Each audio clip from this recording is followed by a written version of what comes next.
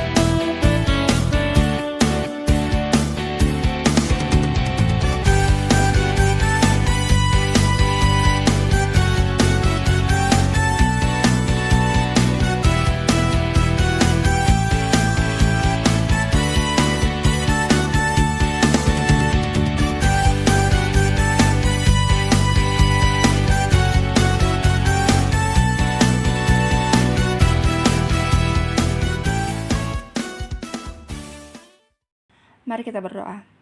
Tuhan Yesus yang baik, kami akan belajar untuk hari ini. Kiranya Tuhan tidak jemu-jemu memberkati hati dan pemikiran kami agar dapat diisi oleh ilmu yang baru lagi pada hari ini. Dalam nama Tuhan Yesus Kristus. Amin. Bab 6. Gereja dan multikulturalisme.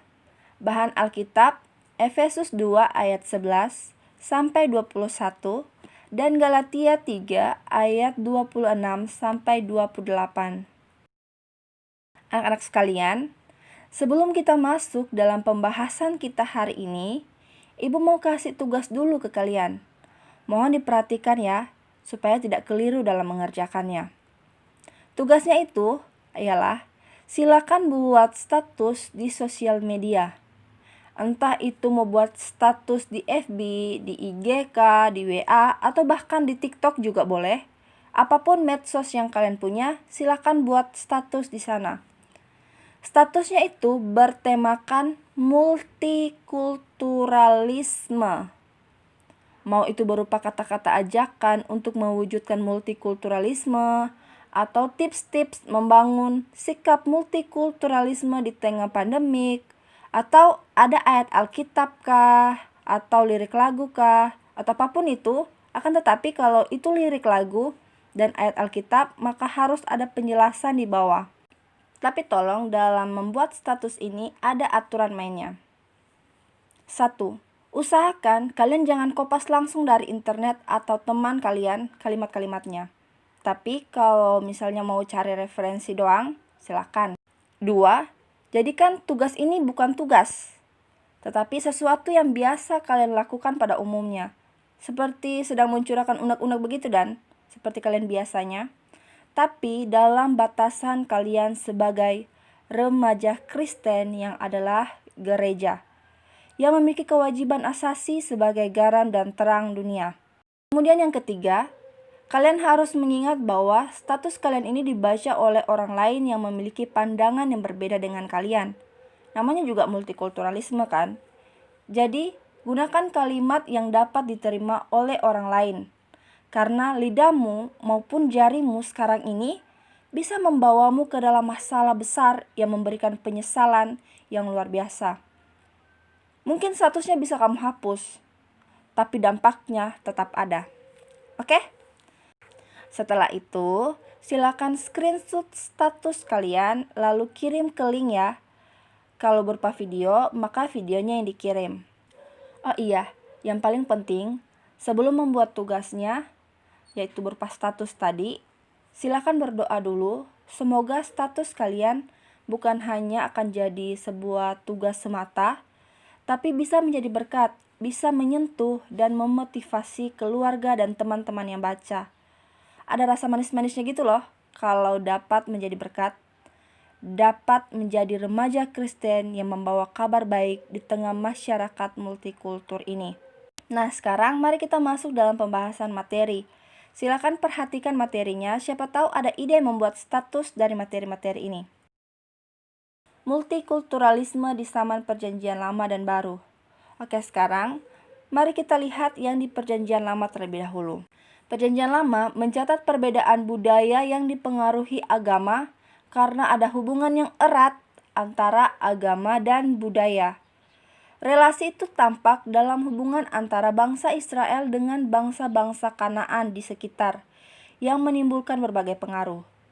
Bangsa Israel berhadapan dengan kemajemukan budaya bangsa di sekitarnya.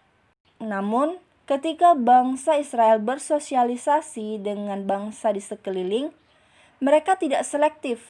Efeknya, budaya-budaya bangsa sekitarnya yang negatif membawa bangsa Israel pada penyembahan berhala. Alkitab mencatat, sepanjang sejarah hakim-hakim sampai dengan bangsa Israel menuju ke pembuangan, Israel terjerat dalam penyembahan berhala yang dipengaruhi oleh budaya kafir bangsa-bangsa di tanah Kanaan. Itu adalah multikulturalisme di zaman Perjanjian Lama yang terjadi pada umat Allah. Sekarang mari kita melihat multikulturalisme di zaman Perjanjian Baru. Budaya bangsa Israel di zaman Perjanjian Baru dipengaruhi oleh warna-warni budaya dari beberapa bangsa yang pernah menjajah Israel, seperti contohnya Persia, Yunani, dan Romawi. Pada zaman Tuhan Yesus tidak menutup diri dari kemajemukan kebudayaan. Yesus tidak memandang latar belakang budaya, suku, maupun ras. Ia berkenan menerima semua orang dalam pergaulan multikultural.